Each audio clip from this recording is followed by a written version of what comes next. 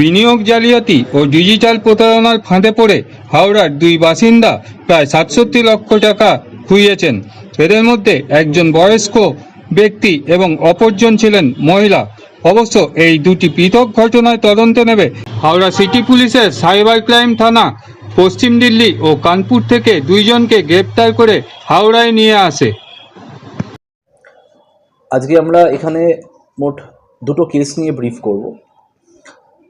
এই দুটো কেসের মধ্যে প্রথম কেস আমরা যেটা ব্রিফ করব, এটা কেসটা অ্যাকচুয়ালি হয়েছিল আমাদের যে AJC Bose B garden PS আছে সেই এজেসি বোস বি গার্ডেন থানায়।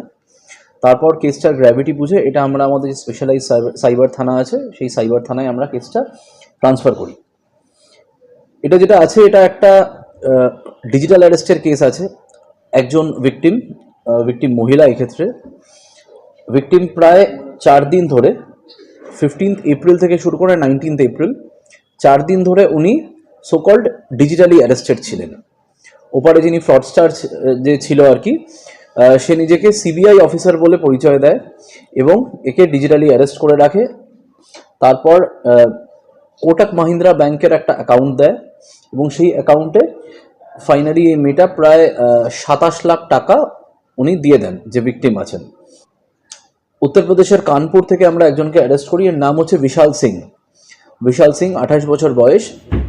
তো বিশালের একটা গ্রুপ আছে, সেই গ্রুপটাকে আমরা এখন অবধি বাকি আর কাউকে আমরা অ্যারেস্ট করতে পারিনি।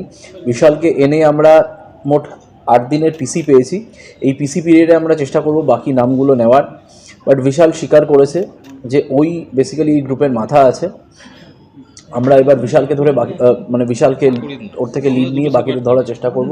অ্যাকাউন্টেই প্রায় 6,65,000 টাকা গেছে।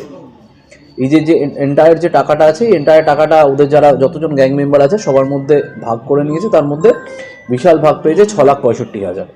বিশালকে ধরা হয়েছে এই গতকাল, আজকে কোর্টে প্রডিউস করা হয়েছে। 8 দিনের পিসি পেয়েছে।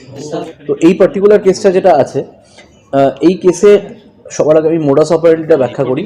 সেটা হচ্ছে যে যিনি ভিকটিম আছেন, তো একদিন উনি হঠাৎ করে দেখলেন যে ওনার ফোন নাম্বার একটা হোয়াটসঅ্যাপ গ্রুপে অ্যাড হয়ে গেল।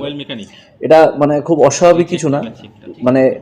যারা এখানে ফ্রডস্টাররা আছে, যারা ক্রিমিনালরা আছে, তারা অ্যাট র্যান্ডম যাদেরকে ভিকটিম হিসেবে টার্গেট করছে, অ্যাট র্যান্ডম কিছু নাম্বার কিন্তু দিয়ে একটা হোয়াটসঅ্যাপ গ্রুপ তৈরি করছে। তারপর যা হয়, উনি আরও বেশি রিটার্ন পাওয়ার আশায় উনি আরও বড় ইনভেস্টমেন্ট করতে থাকেন এবং ফাইনালি উনি প্রায় 39 লাখ টাকা, অ্যারাউন্ড 39 lakhs, 39 লাখ টাকা একটা আইডিএফসি ব্যাংকে উনি ইনভেস্ট করে ফেলেন। আমরা এই সুরজিৎ কুমার বলে একে আমরা অ্যারেস্ট করতে পারি। সুরজিৎ কুমার অ্যারেস্ট হয়েছে দিল্লির উত্তমনগর পিএসের আন্ডারে। ওখান থেকে আমাদের টিম গেছিল। সুরজিৎকে কোর্টে প্রডিউস করা হলে ওকে মোট 6 দিনের পিসি দিয়েছে। আগেন সুরজিৎও স্বীকার করেছে যে ওই টিমের মেম্বার। বাকি টিমের কারা আছে তাদেরকে আমরা এবার ইনভেস্টিগেট করে বার করার চেষ্টা করছি।